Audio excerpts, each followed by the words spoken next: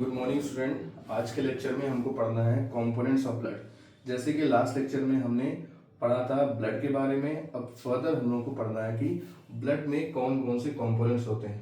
तो यहाँ पे जैसे कि लिखा है कि ब्लड में दो कंपोनेंट्स होते हैं, ठीक है। पहला हमारा है फॉर्म्ड एलिमेंट्स जो कि कॉन्स्टिट्यूट करता है 45% का, ठीक है। उसके अलावा सेकेंड हमारा है प्लाज्मा जो कि अराउंड 55% होता है। अब दोनों को हमको बारीक डिटेल में पढ़ना है एक एक करके। तो सबसे पहले आ जाते हैं फॉर्म्ड एलिमेंट्स में जो कि हमारे हैं सच एज आरबीसी, जिसको हम फुल फॉर्म में कहते हैं रेड ब्लड सेल्स, जिसकी नॉर्मल वैल्यू है 4.8 to 5.4 मिलियन। देन वाइट ब्लड सेल्स जिसमें सर्टेन सेल्स और हैं जैसे कि neutrophils, basophils, monocytes, eosinophils and lymphocyte. इन सब की नॉर्मल रेंजेस दी है सच एज न्यूट्रोफिल्स की दी है 60 to 70%, बैसोफिल्स की है 0.5 to 1%, मोनोसाइट की 3 to 8%, इसिनोफिल्स की 2 to 4% and lymphocyte 20 to 25%। Okay, then third one is platelet.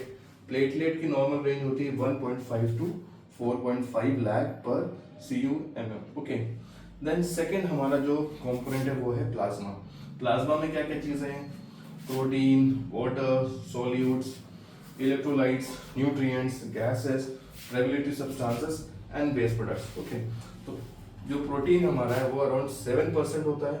उसके अलावा उसी में ग्लोबुलिन है, अल्फा बीटा ग्लोबुलिन है, फिब्रिनोजन है और अदर कॉन्स्टिट्यूएंट्स। ओके, तो जो ग्लोबुलिन हमारा है उसमें क्या है, इसमें इम्यूनोग्लोबुलिन होता है जो कि हेल्प करता है to attach with virus and bacteria. अगर आपकी बॉडी में कोई वायरस और बैक्टीरिया आता है तो ये इम्यूनोग्लोबुलिन उससे अटैच होकर उसको आपकी बॉडी से बेसिकली रिमूव करता है, ठीक है। तो अल्फा बीटा ग्लोबुलिन क्या करता है, ये ट्रांसपोर्ट करता है आयरन को। देन फिब्रिनोजन क्या करता है, it helps in blood clotting, ठीक है। जब भी आपको किसी तरह की कोई इंजरी होती है, ब्लीडिंग स्टार्ट होती है, ब्लीडिंग होती है, तो उससे उस ब्लीडिंग को एक्सेसिव ना होने से रोकने के लिए फिब्रिनोजन फैक्टर काम आता है। ये उस वहां पे क्या करता है, ब्लीडिंग को स्टॉप करता है। देन अदर कॉन्स्टिट्यूएंट्स होते हैं 1%। उसके अलावा वाटर जो कि 91.75% है, सॉल्यूट 1.5% है।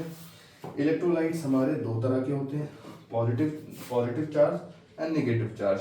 पॉजिटिव चार्ज में सच है sodium, potassium, calcium, and negative charge में chlorine, SO4 minus such as ions होते हैं। Okay, then for nutrients we have amino acids, fatty acid, vitamin, minerals का भी ये ट्रांसपोर्टेशन करते हैं।